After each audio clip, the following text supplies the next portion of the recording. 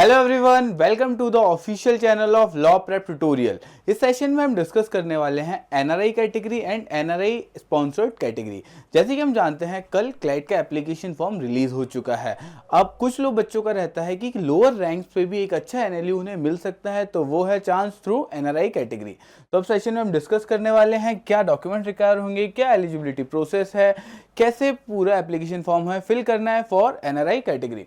तो सबसे पहले देखो, अगर आपको एनआरआई स्पॉन्सर्ड या फॉरेन नेशनल कैटेगरी में तो बहुत सारे एनएलयूज होते हैं जो कि आपको ऑप्शन देते हैं एनआरआई स्पॉन्सर्ड कैटेगरी का या फिर एनआरआई कैटेगरी का एंड फॉरेन नेशनल का। अब इनमें डिफरेंस क्या होता है हम इसे समझते हैं। सबसे पहले कि एनआरआई स्पॉन्सर्ड वो पर्सन है जिसके कोई फर्स्ट रिलेशन या सेकंड रिलेशन फॉरेन में रहते हैं और वो उसकी एजुकेशन को स्पॉन्सर करने वाले हैं, तो ये पर्सन हो जाएगा हमारा एनआरआई स्पॉन्सर्ड स्टूडेंट जिसके कोई रिलेटिव फॉरेन में रहते हैं। वेयर एज एनआरआई स्टूडेंट वो होगा जो 182 डेज से ज़्यादा इंडिया से बाहर रहा है, तो इसके लिए आपको मिल जाएगा एनआरआई जिस भी कंट्री के आप रहते हैं, नॉन रेजिडेंट ऑफ इंडिया। सो ये है एनआरआई वर्सेस एनआरआई स्पॉन्सर्ड का मेजर डिफरेंस कि एनआरआई पर्सन वो है जो 182 डेज से ज़्यादा इंडिया से बाहर रहता है और एनआरआई स्पॉन्सर्ड वो स्टूडेंट होगा जिसके फर्स्ट रिलेशन या सेकंड रिलेशन उसकी एजुकेशन को स्पॉन्सर कर रहे हैं। चलिए आगे देखते हैं। अब एलिजिबिलिटी क्राइटेरिया क्या होगा। एलिजिबिलिटी क्राइटेरिया के लिए आपको एप्लीकेशन को एक बोनाफाइड सर्टिफिकेट देना पड़ेगा फॉर बीइंग एनआरआई, पीआईओ और OCI, person of Indian origin, overseas citizen of India. अगर वो पर्सन इस कैटेगरी में रेजिस्ट्रेशन क्लेम कर रहा है तो इसका बोनाफाइड सर्टिफिकेट और जो भी रिक्वायर्ड डॉक्यूमेंट्स हैं जो हम इस वीडियो में आगे जानेंगे वो उसे सबमिट करने पड़ेंगे रेस्पेक्टिव एनएलयूज में। सो ये थे हमारे एलिजिबिलिटी क्राइटेरिया। अब प्रोसेस क्या होता है, एप्लीकेशन कैसे होगी। तो जो भी पर्सन एनआरआई या एनआरआई स्पॉन्सर्ड के लिए रजिस्ट्रेशन चाहता है तो उसे क्लैट का एग्जाम देना पड़ेगा एंड अपना फिल करना पड़ेगा फॉर्म में एनआरआई। बट इस साल के फॉर्म में हमने देखा है कि एनआरआई का ऑप्शन अवेलेबल नहीं है, वो हम आगे डिस्कस करेंगे क्यों। तो इट इज़ मैंडेटरी कि आपको क्लैट तो भरना पड़ेगा। अब कुछ मेजर एनएलयूज हैं जो आपको एनआरआई सीट्स प्रोवाइड करते हैं, जैसे कि डब्ल्यूबीएस कोलकाता, एनएलयू कोलकाता में 20 सीट्स हैं, एनएलयू एनएलआईयू भोपाल में 27 सीट्स हैं, एनएलयू जोधपुर में 16 सीट्स हैं, गुजरात नेशनल यूनिवर्सिटी जीएनएलयू में भी 16 सीट्स हैं, एनएलयू लखनऊ में 18 सीट्स हैं, वेरेज एनएलयू पटियाला में 5 सीट हैं एंड ओनली एनआरआई, ये एनआरआई स्पॉन्सर्ड को नहीं देते हैं सीट्स यहाँ पे। एनएलयू ओडिशा में 15 सीट्स हैं। ऐसे रेस्पेक्टिव एनएलयूज में डिफरेंट नंबर्स की सीट्स हैं। अगर आपको डिफरेंट एनएलयूज का चेक भी करना है तो सबसे बेस्ट वे है आप अपने फॉर्म पे जाइए। फॉर्म जब आप फिल करेंगे तो जो लास्ट उसका आता है, जैसे ये रहा हमारा क्लैट का application form, edit application form पे जाएंगे आप, लास्ट में जो रिविजन आता है रिविजन के इस पेज पे जाएंगे। यहाँ पे जिस भी कॉलेज का आपको डिटेल जानना है कितनी कितनी सीट्स हैं, इस पर क्लिक करेंगे, आपकी एक पीडीएफ ओपन हो जाएगी। इसमें आपको प्रॉपर डिटेल्स मिल जाएंगी कितनी कितनी सीट्स हैं, उस एनएलयू का प्रॉपर ये ब्रोशर है, तो आप रीड कर सकते हैं स्पेसिफिक एनएलयू के बारे में। ऐसे जाके अपने रिविजन वाले पेज पे जो पीडीएफ का साइन बना हुआ है इस पर क्लिक करिए तो आपकी डिटेल्स में आ जाएंगे सारे एनएलयूज के ब्रोशर, तो आप रेस्पेक्टिवली चेक भी कर सकते हैं। अब हम आ जाते हैं, तो ये तो हो गई रेस्पेक्टिव सीट। चलिए आगे बढ़ते हैं। अब एक क्वेश्चन बच्चों के मन में आता है कि अगर आपने एनआरआई का फॉर्म में फिल टिक कर दिया है तो क्या ये मैंडेटरी है कि आपको एनआरआई स्पॉन्सर सीट ही लेनी पड़ेगी, अदरवाइज आपकी गुड रैंक आ गई।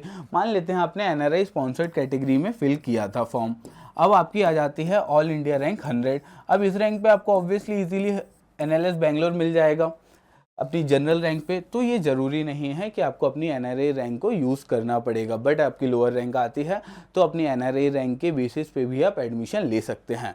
इस साल एनएलयूज ने एक चीज़ क्लैरिफाई की है कंसोर्शियम ने कि एनआरआई स्टूडेंट्स को रेस्पेक्टिव एनएलयूज में क्लैट दे के अगर आप काउंसलिंग के प्रोसेस के थ्रू जाते हैं तो आपको सीट अलॉट हो जाएगी।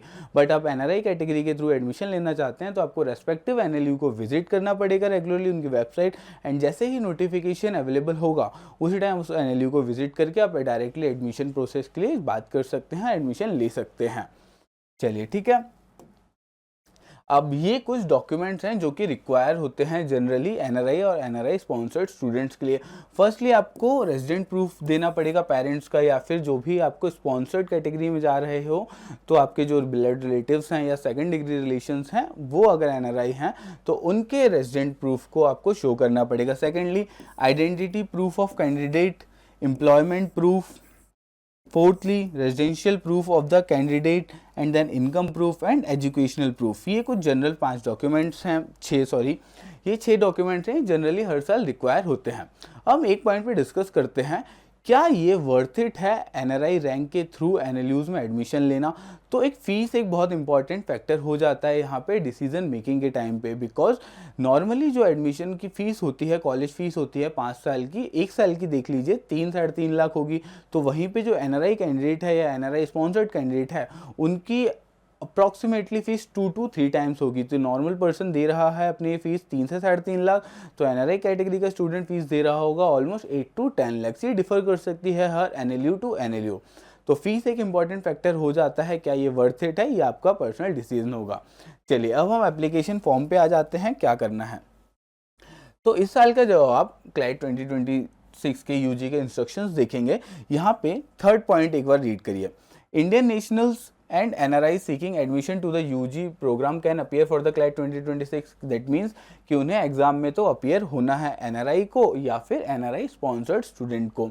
Secondly foreign nationals are not eligible to appear for CLAT. जो भी फॉरेन नेशनल्स हैं जो बाहर ही रहते हैं, दूसरी कंट्री की सिटीजनशिप है, वो एलिजिबल नहीं है क्लाइट में अपीयर होने के लिए। उनके लिए डायरेक्ट एडमिशन हो सकता है, बट एक पॉइंट याद रखना है, इनके लिए सारी हर एनएलयूज में सीट्स अवेलेबल नहीं है, कुछ लिमिटेड एनएलयूज ही हैं जहाँ पे फॉरेन नेशनल्स के भी लिए भी सीट्स रिजर्व हैं।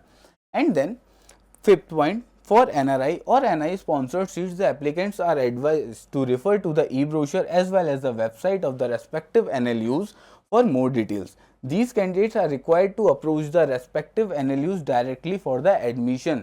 ठीक है, the consortium will not allot seats for these categories. So consortium counselling के टाइम पे एनआरआई और एनआरआई स्पॉन्सर्ड कैटेगरी के लिए सीट्स अलॉट नहीं करेगा काउंसलिंग प्रोसेस पे, ये याद रखना। आपको क्या करना पड़ेगा, आपको रेस्पेक्टिवली उस एनएलयू की वेबसाइट को विजिट करना पड़ेगा और डायरेक्टली कॉलेज को में जाना पड़ेगा एडमिशन के लिए। सो ये थे कुछ इंस्ट्रक्शन। इसके अलावा एक इंपॉर्टेंट इंस्ट्रक्शन है,